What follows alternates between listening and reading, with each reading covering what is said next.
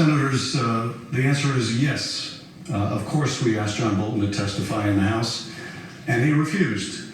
We asked his deputy, Dr. Kupperman, to testify, and he refused. Fortunately, we asked their deputy, Dr. Fiona Hill, to testify, and she did. We asked her deputy, Colonel Vindman, to testify, and he did. But we did seek the testimony of John Bolton, as well as Dr. Kupperman, and they refused. When we subpoenaed Dr. Kupperman, he sued us, took us to court. When we raised a subpoena with John Bolton's counsel, the same counsel for Dr. Kupperman, the answer was, Senator, you serve us with a subpoena and we will sue you too. We knew, based on the McGahn litigation, it would take months, if not years, to force John Bolton to come and testify.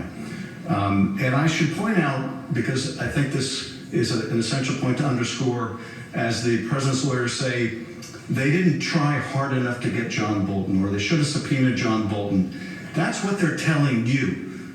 But let me show you what they're telling the court in the McGahn litigation. If we could pull up slide number 39.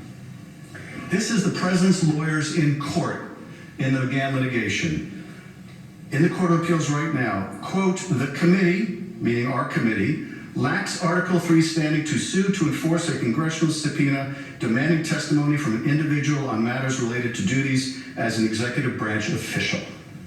I mean, it takes your breath away, the duplicity of that argument. They're before you saying they should have tried harder to get these witnesses, they should have subpoenaed, they should have litigated for years, and down the street in the federal courthouse, they're arguing, Judge, you need to throw them out. They have no standing to sue to force a witness to testify. Are we really prepared to accept that? Now, counsel says, think about the precedent that we would be setting if you allow a House to impeach a president and you permit them to call witnesses. Well, I would submit, think about the precedent you will be setting if you don't allow witnesses in a trial. That, to me, is the much more dangerous precedent here. But I'll tell you there's something even more dangerous, and this was something that we anticipated from the very beginning, which is we understood when we got to this point they could no longer contest the facts that the president withheld military aid from an ally at war to coerce that ally to doing the president's political dirty work. So now they have fallen back on, you shouldn't hear any further evidence, any further witnesses on this subject. What's more, we're going to use the end-all argument, so what? A president is free to abuse their power.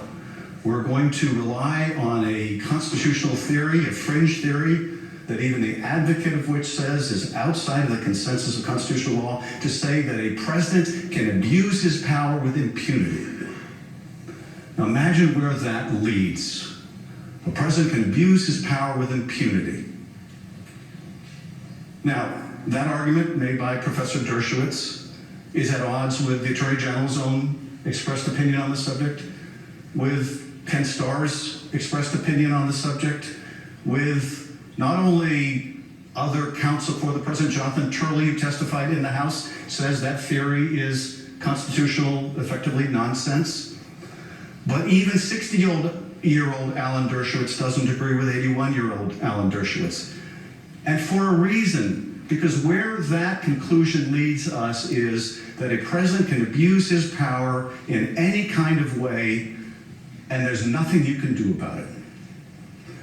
Now, are we really ready to accept the position that this president or the next can withhold hundreds of millions of dollars of military aid to an ally at war unless they get help in their re-election? Would we say that you could, as president, withhold disaster relief from a governor unless that governor got his attorney general to investigate the president's political rival? That, to me, is the most dangerous argument of all. It's a danger to have a president with dangerous conduct. It's a danger to have a trial with no witnesses and set that precedent. But the biggest danger of all, I think, would be to accept the idea that a president can abuse his office in this way, and the Congress is powerless to do anything about it. That is certainly not what the founders intended.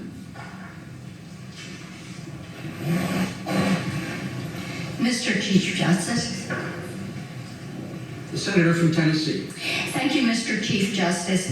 I send a question to the desk on my behalf and also joined by Senators Loeffler, Lee, Kramer, and McSally.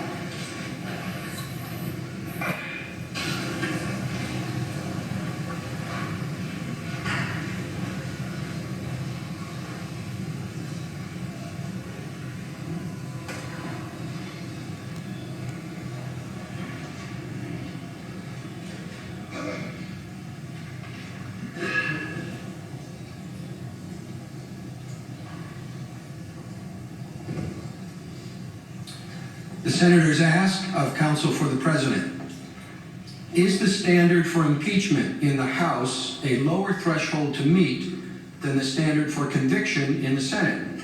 And have the House managers met their evidentiary burden to support a vote of removal?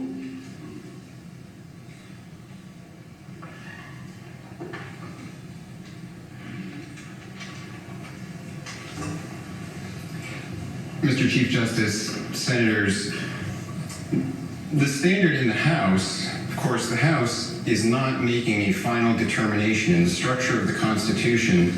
An impeachment is simply an accusation, and as in most systems where there is simply an accusation being made, the House does not have to adhere to the same standard that is used in the Senate. In most instances, House members have suggested in debates on articles of whether or not to approve articles of impeachment that they should have clear and convincing evidence in the view of the members voting on it that there was some impeachable offense, and that is all.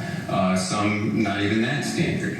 And so it is simply enough evidence that an accusation can be made. It is definitely a lower standard than the standard that has to be met here on a trial for an ultimate verdict.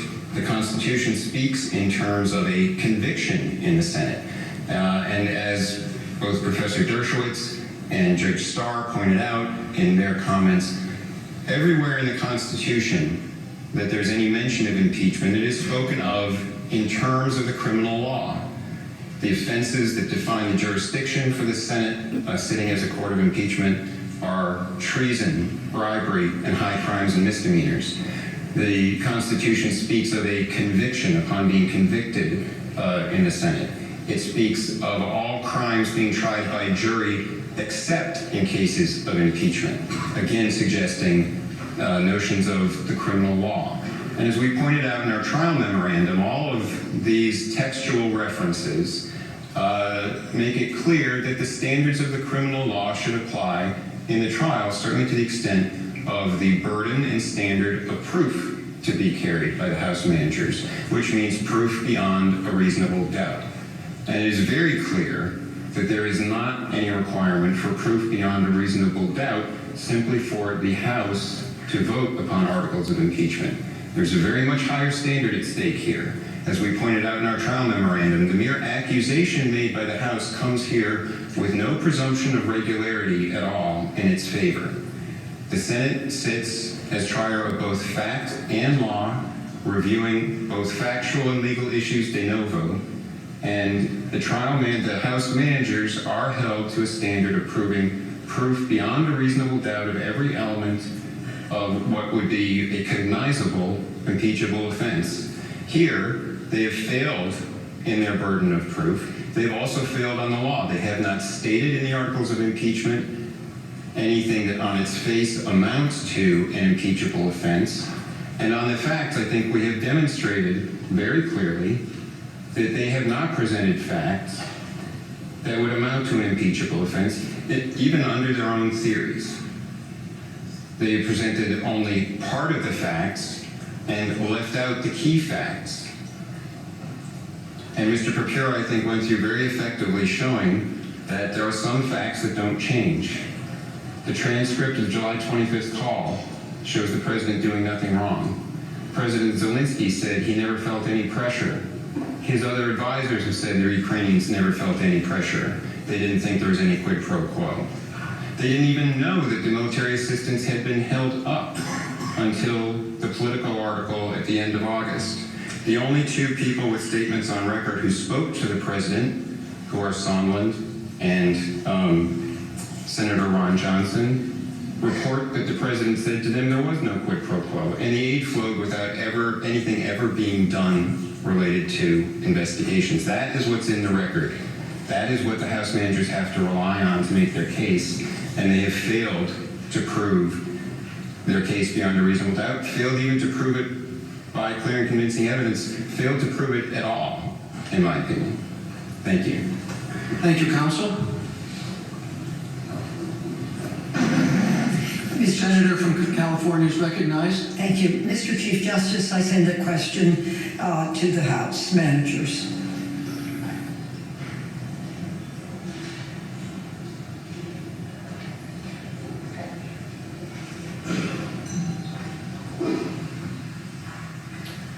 Senator Feinstein asks the House managers. The President's counsel stated that, quote, there is simply no evidence anywhere that President Trump ever linked security assistance to any investigations, end quote. Is that true?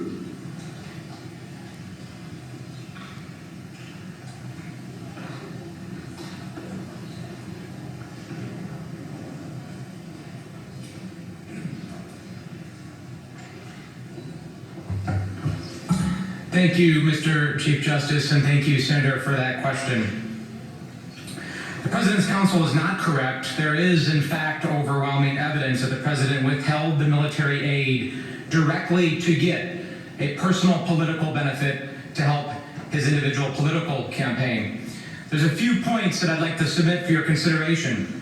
First, look no further than the words of the President's acting Chief of Staff, Mick Mulvaney, who on October 17th, 2019, during a national press conference, mentioned, quote, or he was asked about the direct connection between the aid, and he said, quote, did he, meaning President Trump, referring to he, quote, also mentioned to me in passing the corruption related to the DNC server? Absolutely, no question about it, but that's it. And that's why we held up the money, end quote.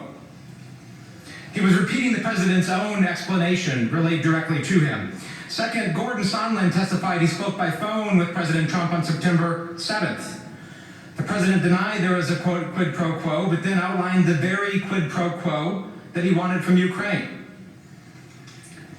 Then he told President Sondland to, quote, that President Zelensky should, quote, go to the microphone and announce the investigations. He should want to do it.